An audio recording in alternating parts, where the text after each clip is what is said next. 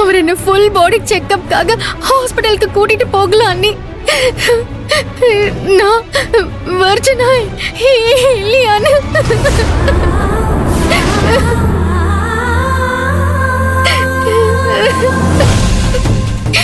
Ronnie,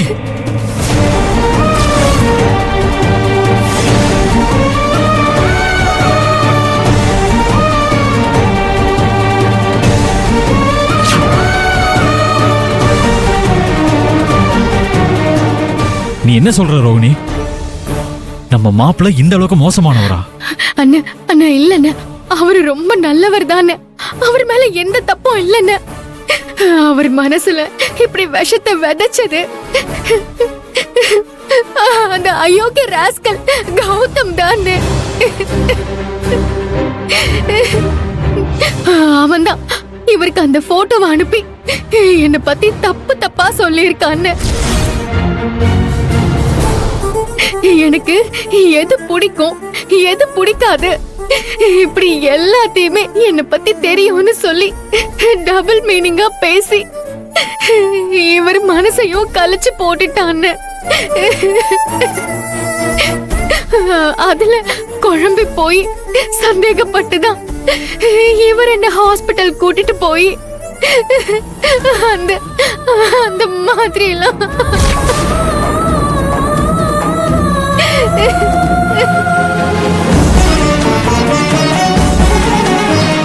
உன்னை அவன் நம்ப வச்சு ஏமாத்தி டபுள் கேம் ஆனதுக்கே அவனை நான் உண்டுலன்னு பண்ணிருப்பேன். என்னதான் வேல்விழி நமக்கு ஆகாதவளா இருந்தாலும் மேகல சித்திக்காக அந்த பயலை நான் இப்ப வரைக்கும் விட்டு வச்சிருக்கேன்.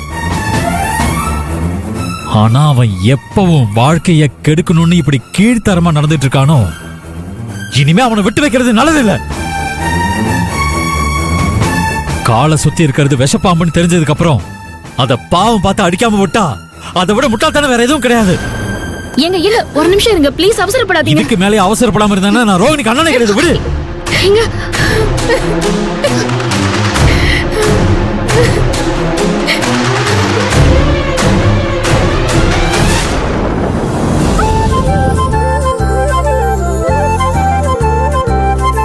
எங்க பொண்ணு வேல்விழி உங்களுக்கு மருமகளானதும் நீங்க எங்களுக்கு சம்பந்தியா கிடைச்சதும் நாங்க எல்லாரும் பூர்வ ஜென்மத்துல பண்ண புண்ணிய சம்பந்தியமா.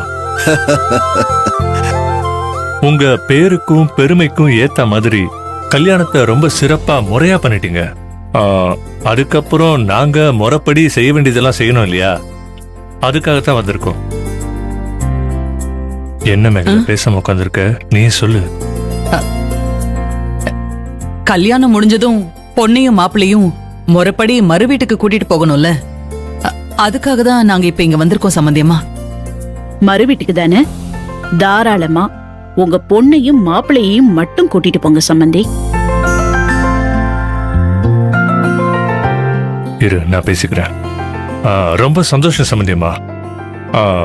பொண்ணும் மாப்பிள்ளையும் மட்டும் வந்தா பத்தாது, நீங்க எல்லாருமா வந்து மறு வீட்டு விருந்த கௌரவிக்கணும். அது முறை இல்ல. நாங்க எல்லாரும் இன்னொரு நாள் வரோம். ஆமா சம்பந்தி, நீங்க எங்க பிள்ளையும் மருமகளையும் கூட்டிட்டு போய் சிறப்பா மறு வீட்டு விருந்த கொடுத்து அனுப்புங்க. சரிங்க சம்பந்தி, சந்தோஷம்.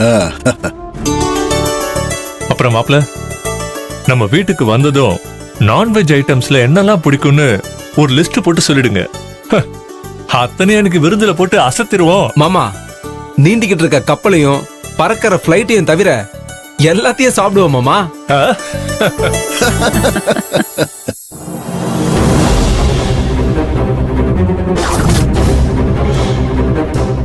டேய் கௌதம்,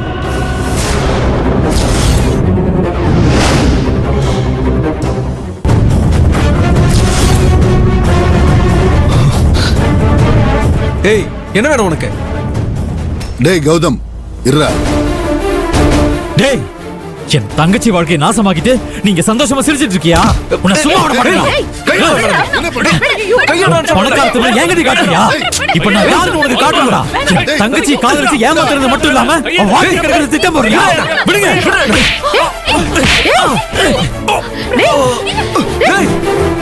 ஏன் முன்னாடியே என் புள்ளைய அடிக்கிறியா? உன்னை என்ன பண்றேன் பாரு.